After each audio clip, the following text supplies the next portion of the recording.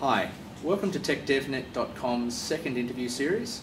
Today I'm talking with Kavita Gandhi, who's the Executive Director of the Sustainable Energy Association of Singapore, SEAS, and we're going to talk a little bit about the latest developments with SEAS and what's going on in Singapore. Hi Kavita, thank you very much for coming. Hi Steve.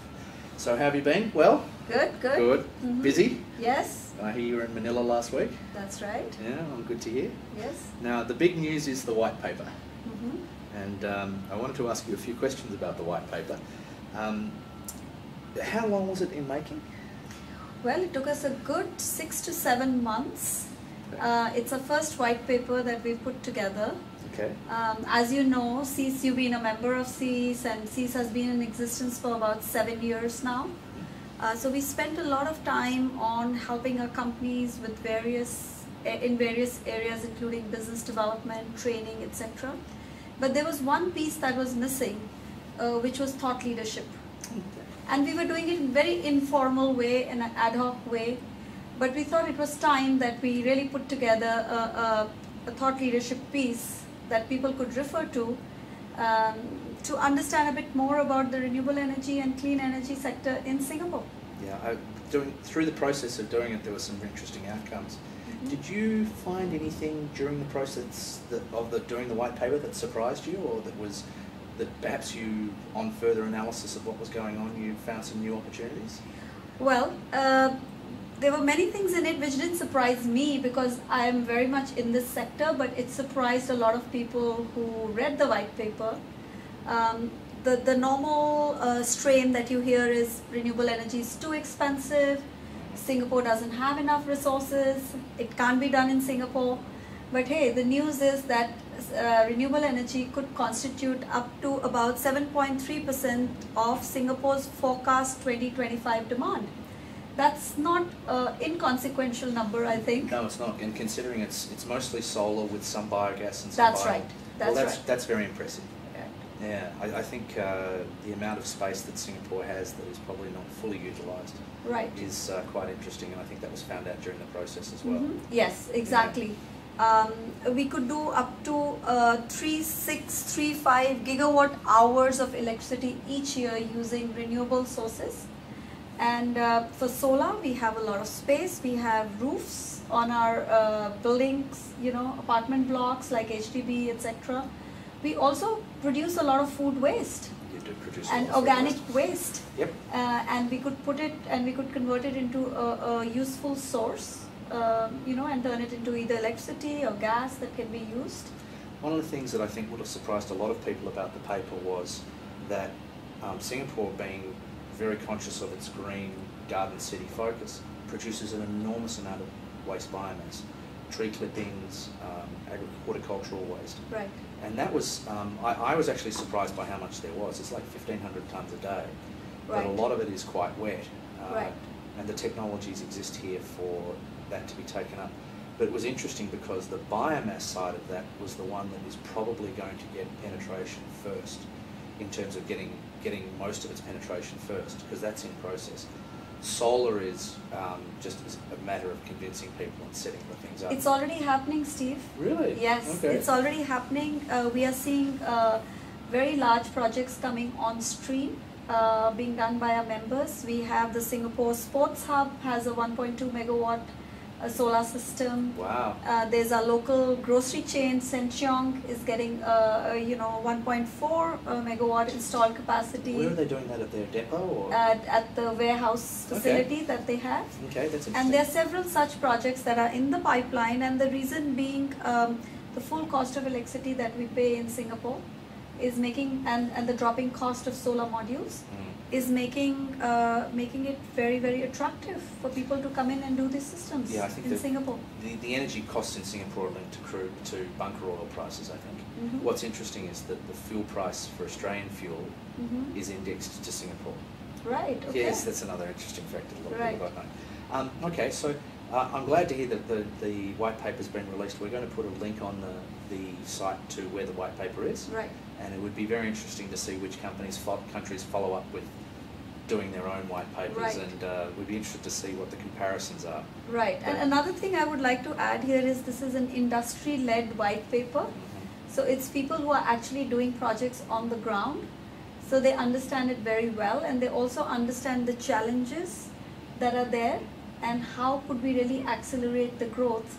So these are real problems and real solutions on the ground, not academic or theoretical ideas that people have come up with. One of the challenges I think that's very evident from this is that the white paper is really more about providing the understanding to people in policy, people in bureaucracy, and also people in industry, so that there's a lot of propaganda that's gone on about renewable energy, both good and bad, and there's a lot of greenwashing that's gone on, but this is actually real outcomes that can be achieved. Yeah, and it also for the adopters, like building owners and people to know that, hey, it's a possibility, and you could get electricity at probably the same price or even cheaper from renewable sources. I think that would be a very great outcome. Now, the next topic we would like to talk to you about is the new CEASE incubator. Yes, we are very, very excited about this new project that we have, which is an incubator. Having said that, we've actually been informally incubating companies since we started. We've been advising companies, we've been connecting them to government grants, we've also been connecting them to private capital, their customers, etc. But we thought that this would be an interesting space where we could have new startup companies, small and medium-sized companies with interesting technologies. IP transfer is another area we are looking at. There's a lot of very evolved renewable energy technologies in the developed countries. How do we transfer them to this part of the world?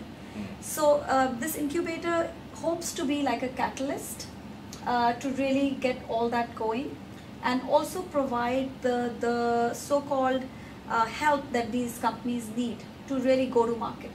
One of the things I liked about the concept as it's been described to me is that that you actually provide a bridge between companies struggling to get going and where the finance is, where the support is, and also looking at interfacing with policy.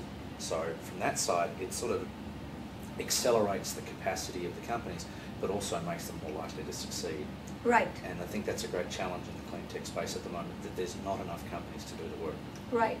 And another very unique feature we have is mentoring.